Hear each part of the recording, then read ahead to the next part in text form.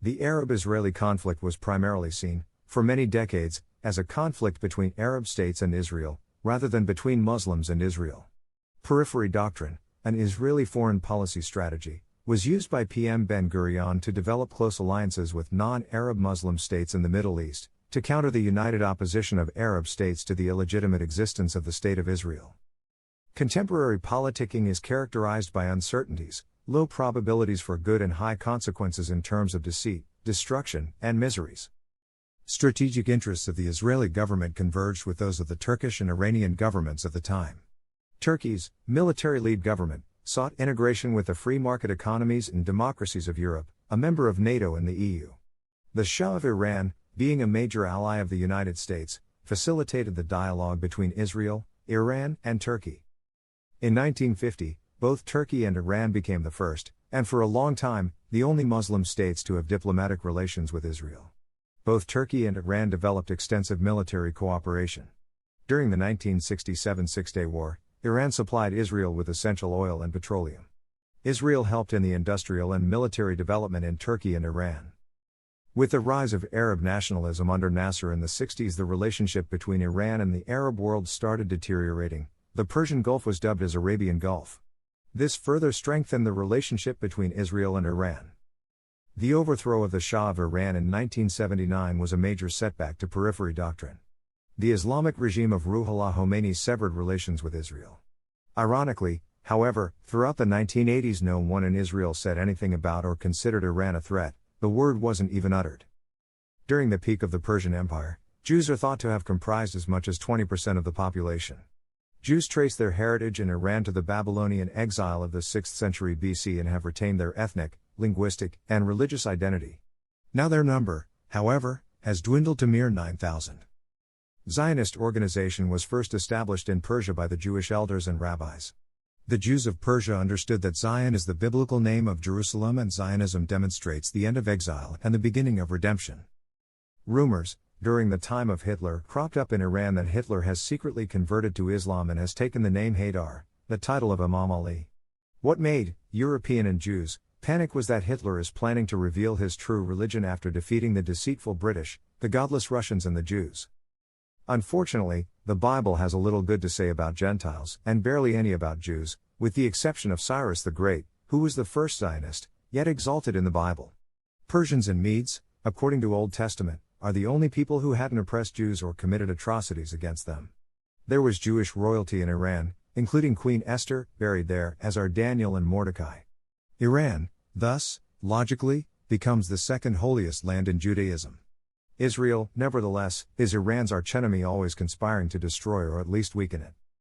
Is there any possibility of a rapprochement between the two? It seems too late.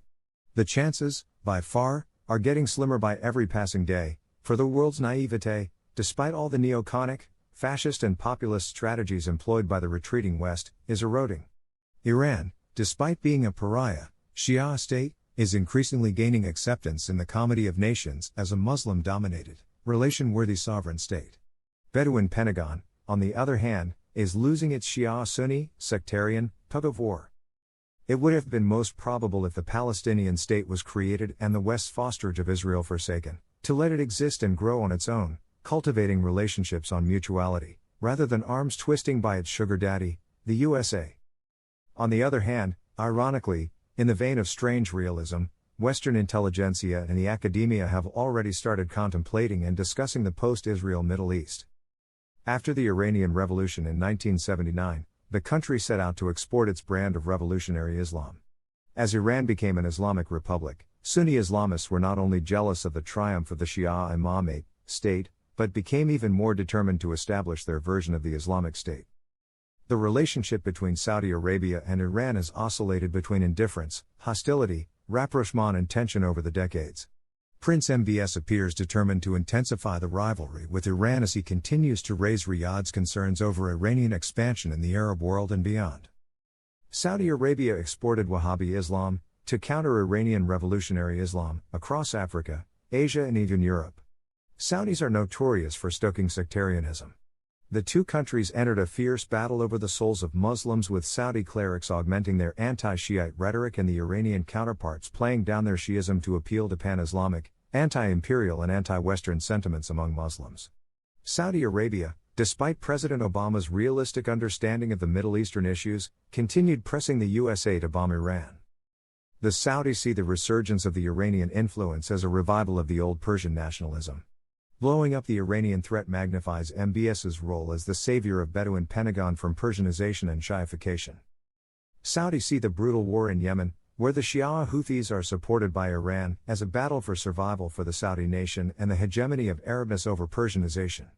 Prince MBS's Vision 2030 for the kingdom excludes Iran from the greater regional integration with the United Arab Emirates, Jordan, Egypt, and Israel. Mutaya doctrine, marriage of convenience, in politics. During the Cold War, Saudi Arabia and Iran worked together with the United States against the Soviet Union. They accepted a division of labor. Iran provided military capabilities, Saudi Arabia provided theological ammunition and funding against the Soviet Union. Now Iran is replaced as a new enemy for the Soviet Union and Israel as a friend for Iran. A toxic nexus has emerged between the US, Saudi Arabia and Zionist Israel in the rapidly changing situation in the Muslim East. Saudis maintain discreet relations with the Zionist Israel, hiding this illicit relationship from the Muslim world. Now, however, they arrogantly flaunt it as a badge of honor due to the changed political compulsions.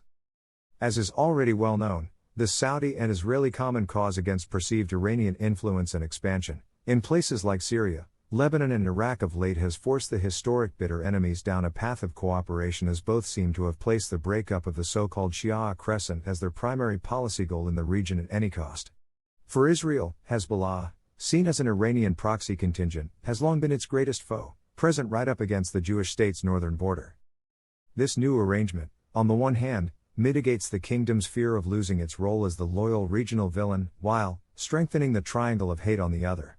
Saudis have presented the Islamic awakening, sweeping the Muslim East, an Iranian-inspired plot. Saudi Arabia, despite the huge reduction in its oil revenues, is trying to maintain its role as a cash cow and the linchpin of America's Muslim East policy. Saudi Arabia's worst nightmare is the fear of American abandonment for a new regional partner. This will bring Saudi Arabia's relevance, regionally and globally, to naught. The rise of the Justice Development Party of Turkish Prime Minister Recep Tayyip Erdogan in the 2000s led to a steady deterioration in Israel-Turkey relations. Unlike previous Turkish governments, Erdogan's government openly condemned Israel's policies towards Palestine and blamed it for the conflict. Relations between Sunni Turkey and Shia Iran are on the rise. Shakir2.wordpress.com